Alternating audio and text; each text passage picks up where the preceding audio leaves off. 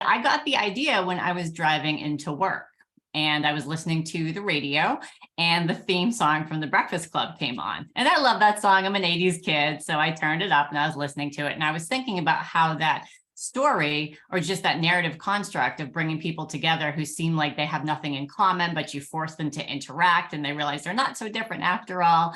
That's evergreen. And I thought at the time I had just started writing again and I had written 2 books, but they went nowhere. I was kind of teaching myself how to write. So I'm sort of between projects and I thought maybe it would be fun to do a dark update on the Breakfast Club, like detention, but with a deadly twist.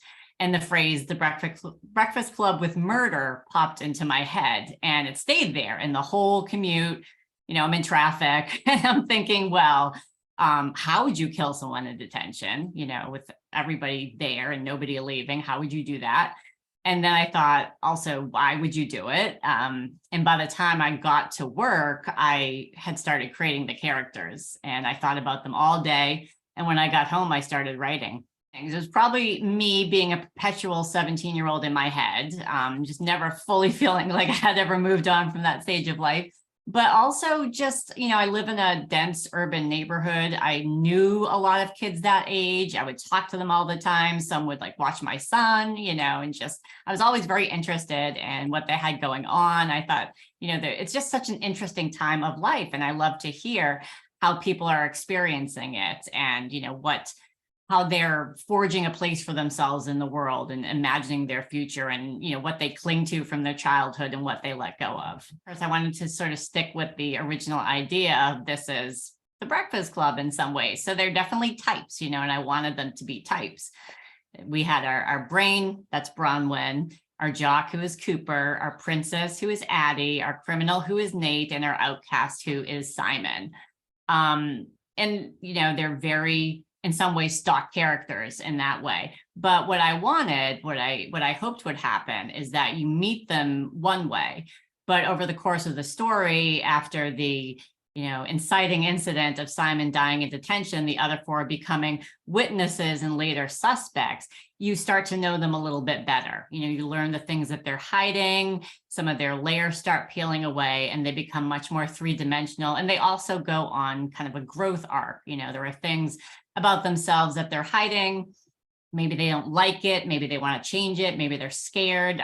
There's lots of different reasons why they're not being honest with each other people, and even with themselves, when they all kind of have to go through a process of becoming more honest and figuring out what they want to change and what they're going to say, no, this is who I am. And if you accept it, great. And if you don't, well, then maybe we just can't connect anymore. Simon's voice was actually the first voice that came to me. The very first line I ever wrote was an About That entry. And About That is the gossip app that Simon created. And I wrote this whole just diatribe of Simon's, and a lot of it made it into the book, but not up front. It would get kind of interspersed later. And I just thought there's something, really relatable about Simon in that everybody loves gossip, even if you say you don't, you're kind of fascinated by it.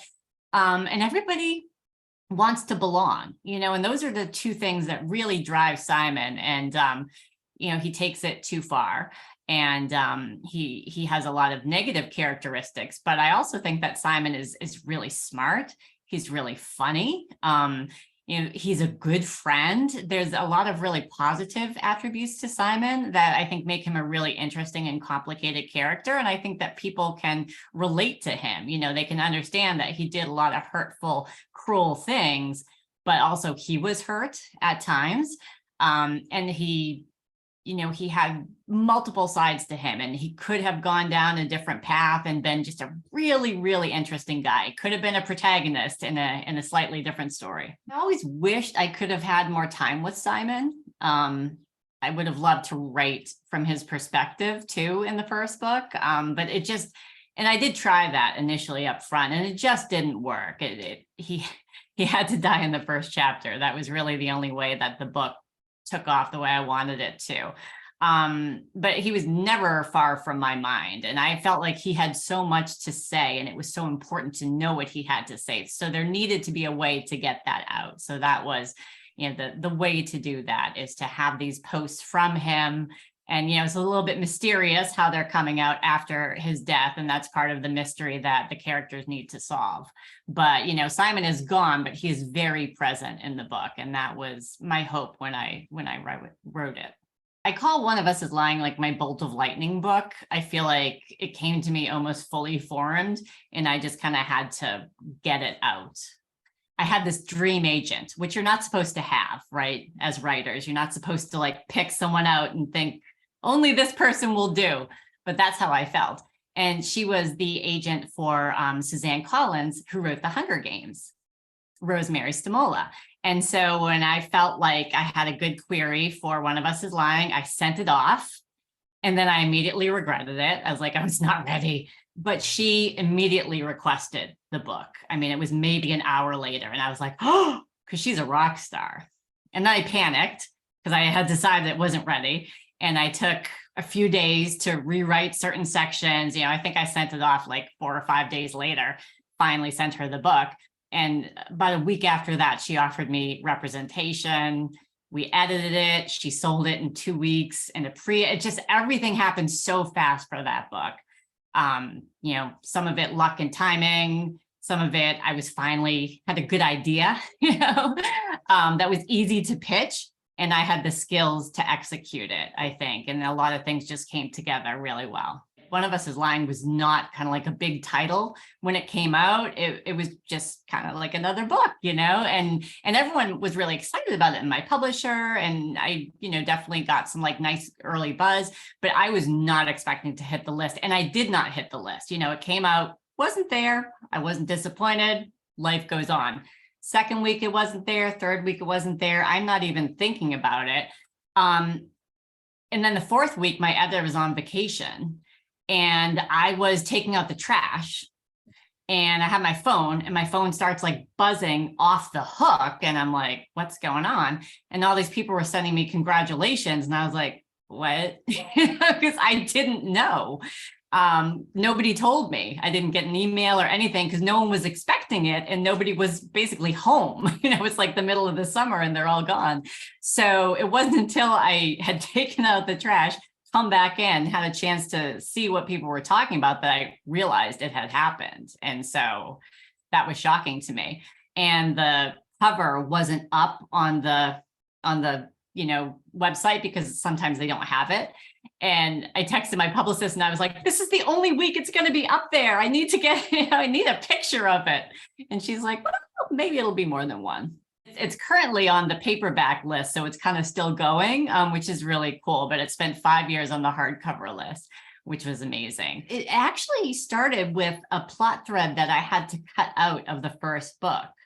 So when I got my amazing agent, she didn't want to do a lot of revisions to the book because she felt like the right editor would have a vision, which was true. But there was this one plot thread that kind of explained background to why the antagonists did what they did. And it was very distracting, which was true. She was 100% right. So she suggested I cut it out. And I said, but how will people know why the antagonist does what they do? And she said, well, you just have to make them into the kind of person who would do that, which was brilliant advice. And it worked. But in my head, there was always this little thread that I never got to tell the story of. And after One of Us is Next had been out for a while, and people were still asking, will there be more books? And I was like, I don't know, is there more books? And I started thinking about that thread, and I thought, is that a story? Would that give me the opportunity to go back right from Simon's perspective, which I have always wanted to do, and tell, bring that whole thing full circle. And so I brainstormed it for a long time before I even approached my agent and said, is this something you think I should do? Just to try and stress test it, because I never want to continue a story in a way that feels forced. But it did feel like there was something there. So once we started brainstorming it, then, the next thing you know, there it is behind me. One of Us is Back is coming out.